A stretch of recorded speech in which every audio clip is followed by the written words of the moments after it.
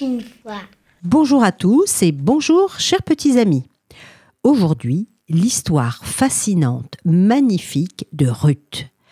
En fait, à Shavuot, dans certaines communautés, on lit le livre de Ruth, car le roi David, qui était le descendant de Ruth, la Moabite, quitta ce monde à Shavuot. C'était une période de famine. La nourriture manquait vraiment. Et en fait, Dieu punit ainsi les enfants d'Israël car beaucoup ne respectaient plus fidèlement la Torah. Affamés, ils essayaient de fuir. Comme Elimelech, un riche commerçant qui décida de partir à Moab avec sa famille, ses 2 fils et sa femme Naomi.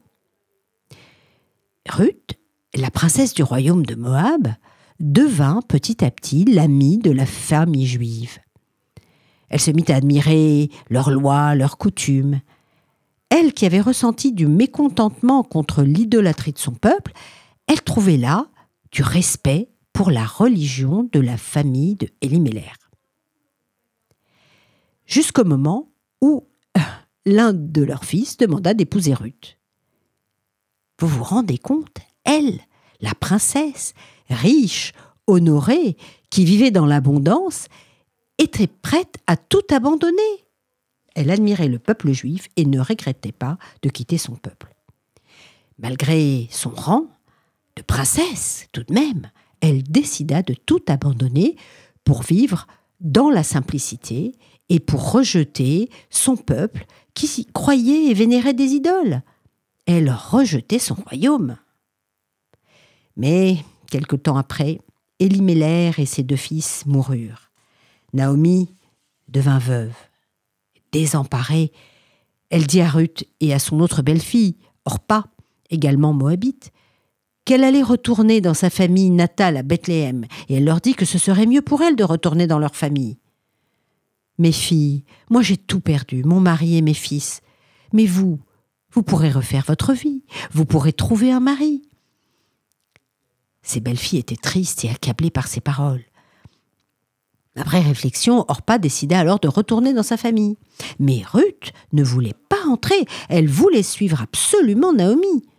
Ruth la supplia de la laisser aller avec elle. « Où tu iras, j'irai, ton peuple sera mon peuple, ton Dieu sera mon Dieu, je veux vivre avec toi. » Quelle déclaration! Ruth était déterminée et prête à affronter toutes les difficultés.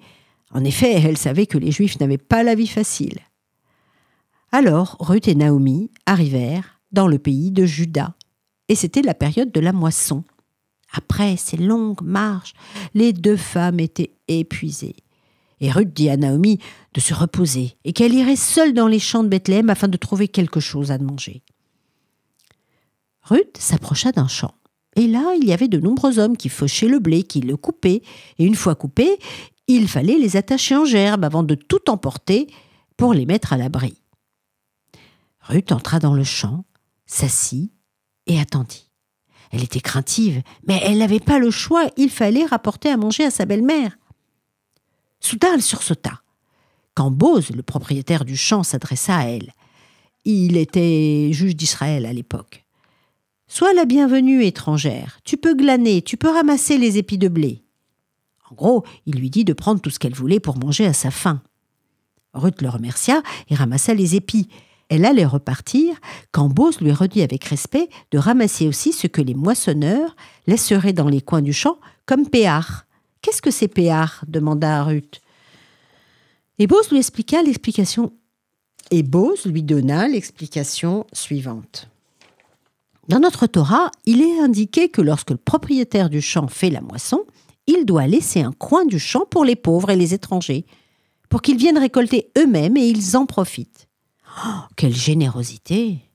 Ruth, heureuse, resta et coupa le blé dans un coin du champ. Boz insista en lui disant qu'elle pourrait ramasser tout ce qui serait tombé dans le champ, tout ce qui serait oublié, tout ce qui serait tombé sur le trajet. C'est la loi de la Torah. Certes, Boz était généreux, mais il était aussi charmé par Ruth, qui lui semblait si noble. Elle l'accepta et profita des lois de la Torah. Et après avoir rempli un panier, elle se dirigea vers Boz pour le remercier. Ruth fut heureuse, elle avait ramassé largement pour vivre quelque temps. Et Ruth tout émue, se hâta de rejoindre sa belle-mère, à qui elle raconta tout. Naomi était heureuse que Ruth ait été appréciée par Boz, le grand propriétaire terrien, parent d'Elimelech. Et puis Boz trouva des renseignements sur cette belle Ruth, et il finit par demander de l'épouser. Et Naomi lui conseilla d'accepter. C'est ainsi que Ruth fut récompensée. Elle devint riche et heureuse, elle devint l'épouse de Boz, et Boz et elle furent bénis d'avoir des descendants qui devinrent célèbres dans l'histoire. Et elle vécut assez longtemps pour connaître son arrière-petit-fils David, et Dieu choisit pour être le bien-aimé roi, oint de tout le peuple juif. Bonne fête de Shavuot! Au revoir à tous!